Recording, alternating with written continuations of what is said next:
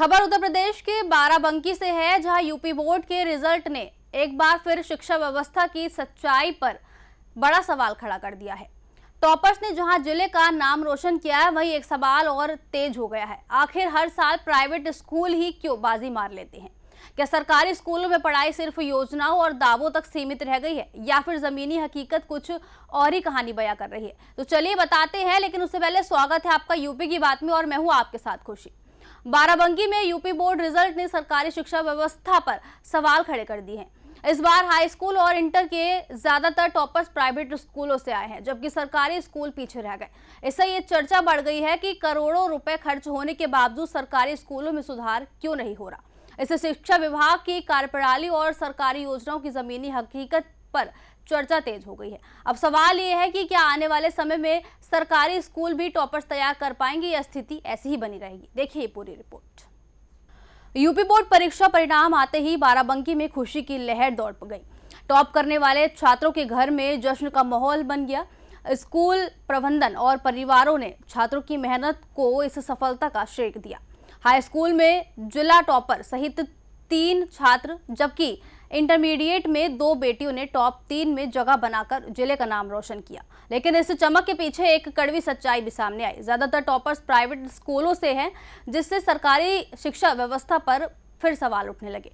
करोड़ रुपए के बजट, योजनाओं और अभियानों के बावजूद सरकारी स्कूल अपेक्षित परिणाम क्यों नहीं दे पा रहे? ये सबसे बड़ा सवाल है।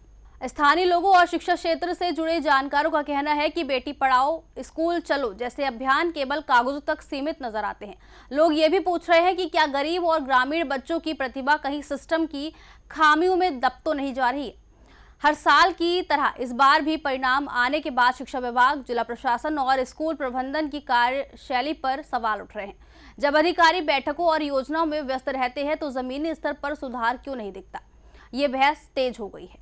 ठीक नहीं है, क्योंकि व्यक्तिगत मैंने कुछ देखा नहीं है, लेकिन मैं जहां तक मानता हूं कि सामान्य ज्ञान की बातें आप भी जानते हो कि कोई चीज रोज रटाई जाए वो हमको याद रहती है, लेकिन हमेशा किसी एक नाम को याद कराने पे फोकस रहता नहीं। हाँ, बच्चे को संख्याओं का ज्ञान ना हो, बच्चा पढ़ ना पाता हो, का नाम भी नहीं बच्चा लिख ना पाता हो, जिले का और विद्यालय का नाम भी बताने में असमर्थ। हाँ, ये हो सकता है कि ऐसा हुआ हो। कभी कभी बच्चे कम विद्यालय आते हैं। गुरु जो है, अगर गुरु शिक्षा के गुरु की भांति जो है मार्गदर्शन करता है बच्चों का, तो ऐसे में अगर जिले का नाम नहीं पता होगा, डीएम का नाम नहीं पता होगा, ना सीएम का नाम, प्रधानमंत्री का, तो ये तो बड़ा सवाल उठता है। तो इस कैसा बदलाव 2026 में देखने को मिलेगा?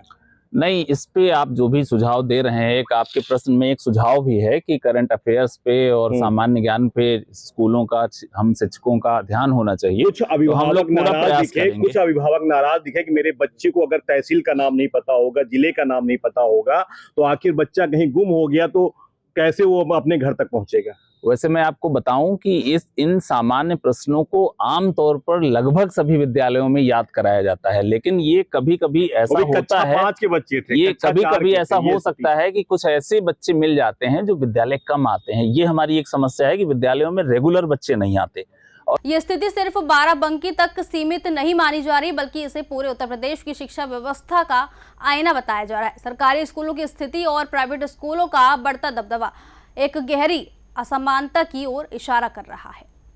अब बड़ा सवाल यही है कि क्या सरकारी शिक्षा व्यवस्था में वास्तविक सुधार होगा, या हर साल की तरह टॉपर्स की सूची और वही पुरानी बहस दोहराई जाती रहेगी?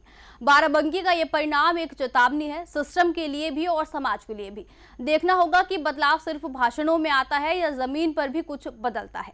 फिलहाल के लिए खबर में इतना ही। देखते रहिए यूपी की बात।